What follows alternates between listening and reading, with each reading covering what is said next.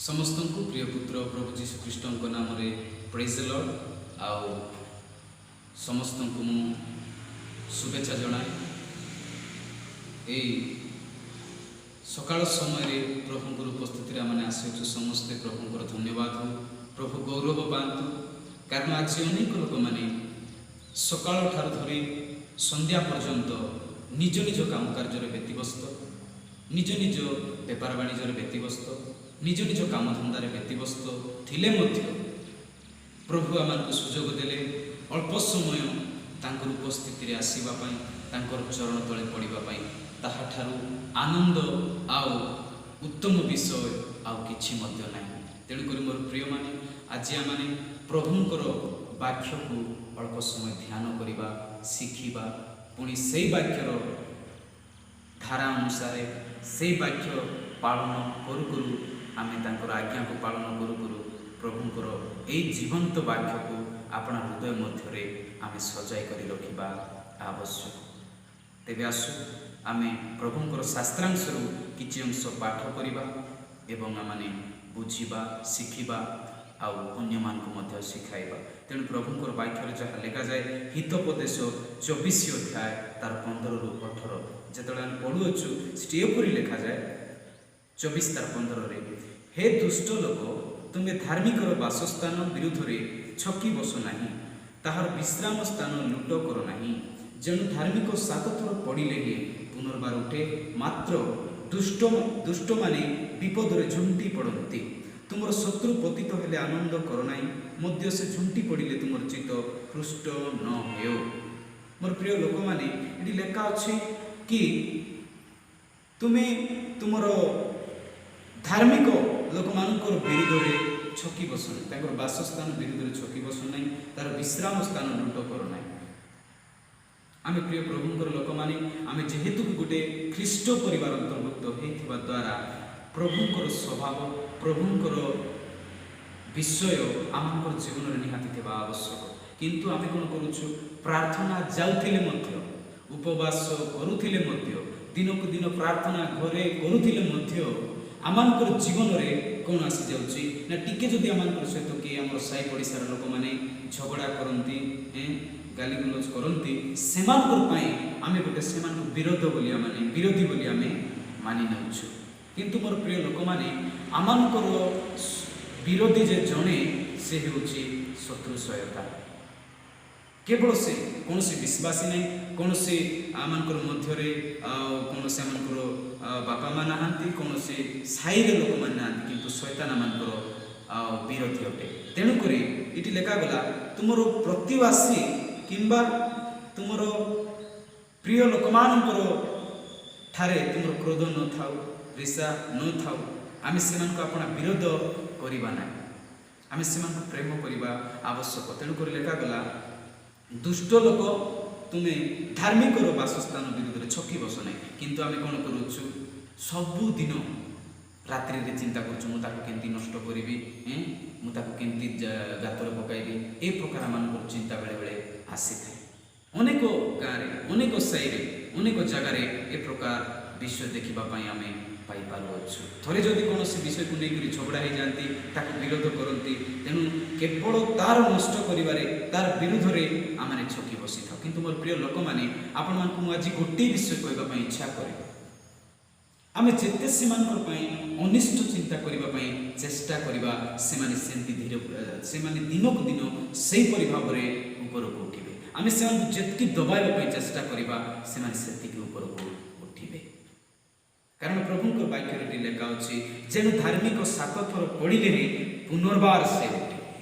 जदि से लोक प्रभु ठारे प्रार्थना अच्छी आराधनार अच्छी प्रभु ठारे अपना जीवन को समर्पण करी प्रभुंर वाक्य अनुसार चालू अच्छी, कौन सी लोक केते बेले मध्य ताकू तल को पकाइबा चेष्टा कले से केबे तल को पड़ो ना, बरं से धीरे धीरे ऊपर को उठू, धीरे धीरे से ऊपर को उठ प्रार्थना बढ़ जितकी क्लेश आसो जितकी निंदा ताड़ना आम देवाई चेष्टा करवा से ऊपर को उठी था।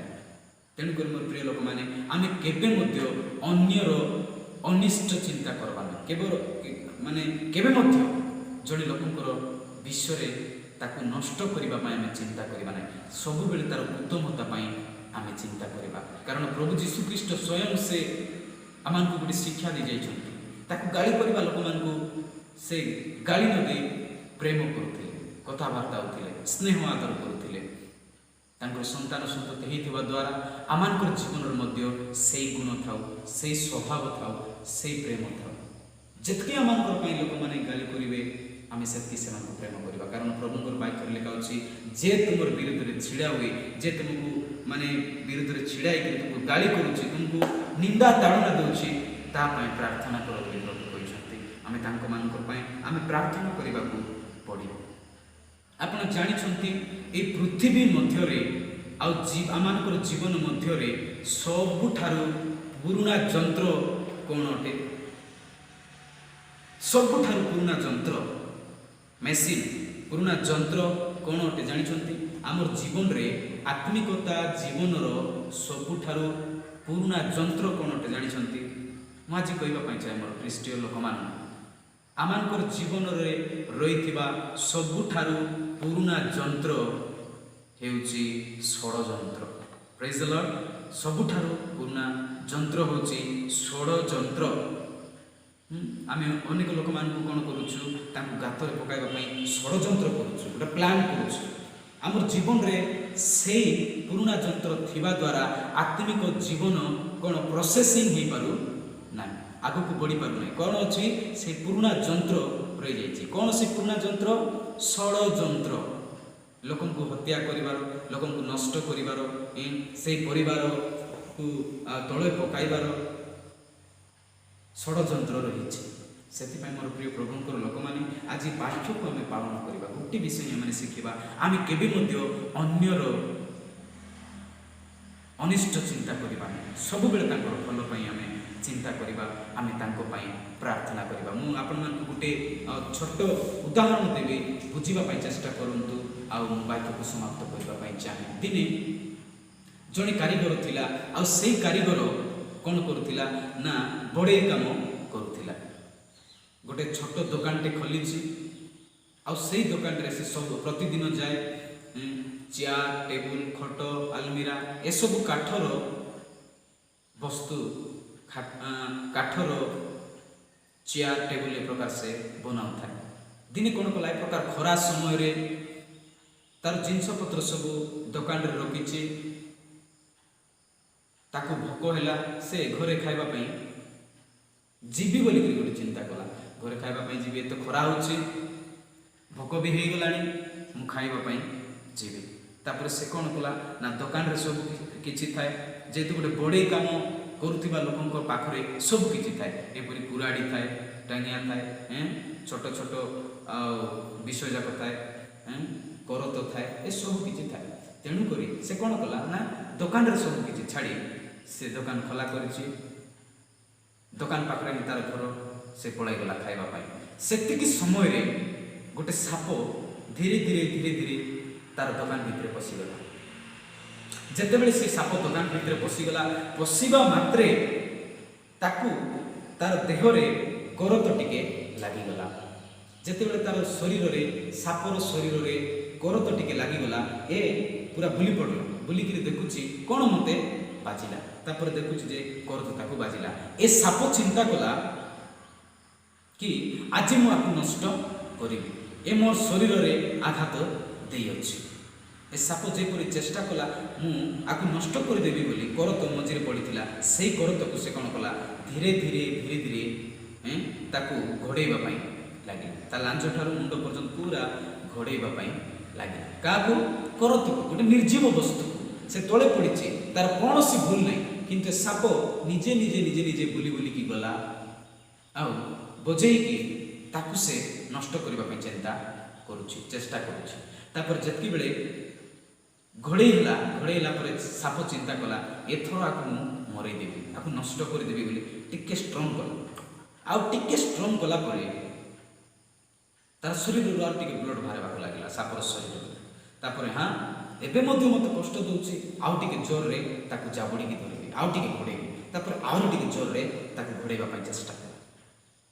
ଧୀରେ ଧୀରେ ଆହୁରି ସେ ଚିନ୍ତା କଲା, ଏବେ ମଧ୍ୟ ମୋତେ ନଷ୍ଟ କରିବା ପାଇଁ ଇଚ୍ଛା କରୁଛି, ଆକୁ ମୁଁ ଏତିକି ବାନ୍ଧିଛି ମଧ୍ୟ ମୋତେ ନଷ୍ଟ କରିବା ପାଇଁ ଚାହୁଁଛି, ଆକୁ ସମ୍ପୂର୍ଣ୍ଣ ଭାବରେ ମୁଁ ମାରିଦେବି। ତାପରେ ଯେତେ ଶକ୍ତି ସହିତ ସେ ସାପ ଘୋଡ଼େଇ ଥିଲା ଆଉ ଷ୍ଟ୍ରଙ୍ଗରେ ପୁରା ତାକୁ ମାନେ ଘୋଡ଼େଇବା ପାଇଁ ଚେଷ୍ଟା କଲା, ସେ ସାପ ନିଜେ ହିଁ ଧୀରେ ଧୀରେ ତାର ଆଉ ଶରୀର ମଧ୍ୟରୁ ଖଣ୍ଡ ଖଣ୍ଡ ହେଇଗଲା।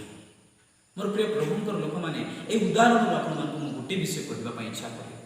କରତର କୌଣସି ଭୁଲ ନଥିଲା, ସେ ସାପ ନିଜେ ଆସିଲା, ନିଜେ ଭୁଲ କଲା ଆଉ ନିଜେ ତାର ଜୀବନକୁ ନଷ୍ଟ କଲା। କରତ କାହାକୁ କିଛି କହିନାହିଁ, ସେ ନିଜେ ନିର୍ଜୀବ ବସ୍ତୁ ସେ ପଡ଼ିଥିଲା। ଆଜି ପ୍ରିୟ ପ୍ରଭୁଙ୍କର ଲୋକମାନେ ଯେଉଁମାନେ ପ୍ରାର୍ଥନାର ଧାରାରେ ଥାଆନ୍ତି, ସେମାନେ କୌଣସି ଲୋକଙ୍କର ବିରୋଧରେ ଛିଡ଼ା ହୁଅନ୍ତି ନାହିଁ, କିନ୍ତୁ ବିରୋଧୀ ଲୋକମାନେ ତାକୁ ଆସିକରି ଡିଷ୍ଟର୍ବ କରନ୍ତି ଆଉ ତାଙ୍କର ଜୀବନକୁ ସେମାନେ ନଷ୍ଟ କରନ୍ତି। ମୁଁ ଏ ବାକ୍ୟର ଗୋଟିଏ ବିଷୟ ଆପଣମାନଙ୍କୁ କହିବା ପାଇଁ ଚାହେଁ, ଆମେ କରତ ପରି ହେବାକୁ ପଡ଼ିବ। ଯେ ଯାହାକୁ ଆମେ ନୀରବ ରହିବାକୁ ପଡ଼ିବ, ଯେ ଯାହା କିଛି କରୁଛି ଆମେ ଧୈର୍ଯ୍ୟ ଧରି ରହିବାକୁ ପଡ଼ିବ। ଯେତେବେଳେ ଧୈର୍ଯ୍ୟ ଧରି ରହୁଛୁ, ସେ କରତର କିଛି କ୍ଷତି ହେଲା ନାହିଁ, ସାପର କ୍ଷତି ହେଲା। ସେହିପରି ଭାବରେ ଆମର ଅନିଷ୍ଟ ଚିନ୍ତା ଯେ କରୁଛନ୍ତି ତାଙ୍କର ହିଁ କ୍ଷତି ହେବ, ଆମେ ଯଦି ଧୈର୍ଯ୍ୟ ପ୍ରାର୍ଥନା ବାକ୍ୟର ଯଦି ଆମେ ରହିଅଛୁ। ତେଣୁକରି ପ୍ରଭୁ ଆଶୀର୍ବାଦ କରନ୍ତୁ, ପ୍ରଭୁ ଦୟା କଲେ, ଅନୁଗ୍ରହ କଲେ, ସୁନ୍ଦର ସମୟ ଦେଲେ। ତେବେ ଆଜି ବାକ୍ୟରୁ ଆମେ କ'ଣ ଶିଖିବା?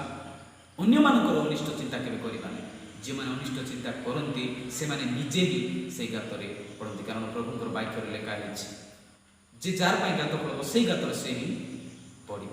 ତେଣୁକରି ପ୍ରିୟ ପ୍ରଭୁଙ୍କର ଲୋକମାନେ, ଆମେ ସମସ୍ତଙ୍କୁ ପ୍ରେମ କରିବା ଲୋକମାନେ ହେବା, ସମସ୍ତଙ୍କର ଉତ୍ତମତା ବିଷୟରେ ଚିନ୍ତା କରିବା ଲୋକମାନେ ହେବା। ତେଣୁକରି ଆସୁ ପ୍ରଭୁ ଏ ସଂକ୍ଷିପ୍ତ ବାକ୍ୟ ଦ୍ୱାରା ପ୍ରଭୁ ପ୍ରଚୁର ରୂପରେ ସମସ୍ତଙ୍କୁ ଆଶୀର୍ବାଦ କରନ୍ତୁ। ପ୍ରେଜ୍ ଦ ଲର୍ଡ।